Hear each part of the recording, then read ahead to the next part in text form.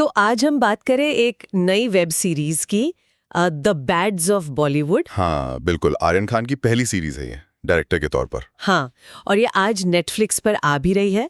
तो हमारे पास ना सिनेमा एक्सप्रेस का एक लेख है जिसमें कुछ शुरुआती रिएक्शंस हैं इंडस्ट्री के लोगों के। अच्छा, ओके। तो देखते हैं कि मतलब कैसा माहौल बन रहा है इसको लेकर। हाँ, जरूर देखते हैं। तो सबसे पहले राहुल ढोलकिया है ना, रईस वाले डायरेक्टर। हाँ, राहुल ढोलकिया। उन्होंने प्रीमियर में पहला एपिसोड देखा और फिर एक्स पर लिखा। क्या लिखा उन्होंने? उन्होंने कहा कि शो गूफी है, एंटरटेनिंग है और मतलब बिंज वॉच करने लायक है। गूफी? हाँ, उन्होंने लिखा है स्टार नहीं बल्कि पैदा होते हैं। #आर्यन खान के एट नेटफ्लिक्स इंडिया शो का कितना मनोरंजक और स्पूफी गूफी पहला एपिसोड है। भाई बिंज करना पड़ेगा। अच्छा, स्पूफी और गूफी दोनों। हाँ। और उन्होंने ये भी जोड़ा कि इस प्रोजेक्ट में करीब 6 साल लगे हैं। 6 साल? अरे वाह। सोचिए, 6 साल। हाँ, ये जरूर दिखाता है कि काफी मेहनत और शायद सोच विचार गया है इसमें।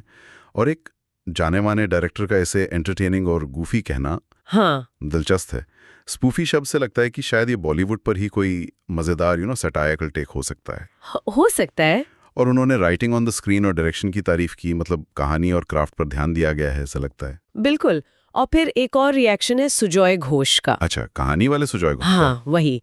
उन्होंने भी एक्स पर लिखा है, बहुत समय बाद द बेड्स ऑफ बॉलीवुड देखकर बहुत मजा आया, खूब हंसा और इसकी जरूरत भी थी, हमें खुशी चाहिए। हाँ, सही है। और उन्होंने मजाक में ये भी कहा कि नाम में 5 सितारे होने चाहिए थे। 5 सितारे? हाँ। अच्छा, तो मतलब उनको भी मजा आया, वो भी हंसी खुशी की बात कर रहे हैं। हाँ, तो दोनों रिएक्शंस काफी पॉजिटिव हैं और एंटरटेनमेंट वाले एंगल पर जोर दे रहे हैं। बिल्कुल।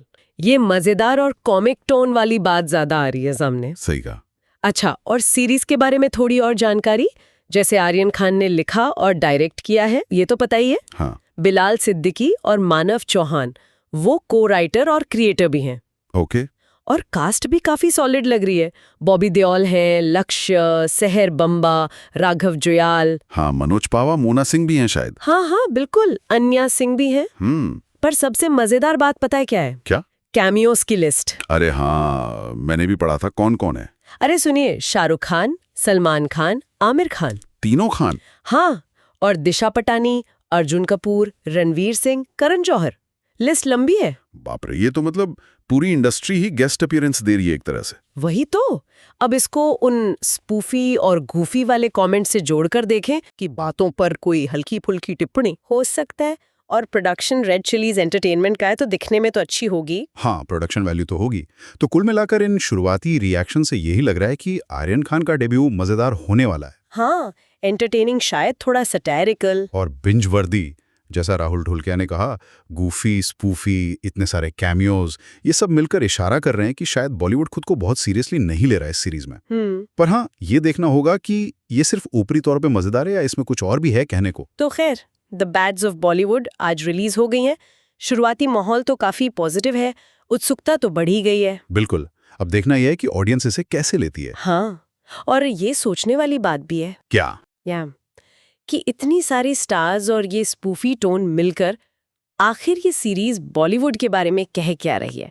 क्या सिर्फ हंसी मजाक है या कुछ और भी है इसमें? हाँ, ये सवाल तो है। शायद सिर्फ मनोरंजन से कुछ ज्यादा ही निकले इसमें से। देखना पड़ेगा।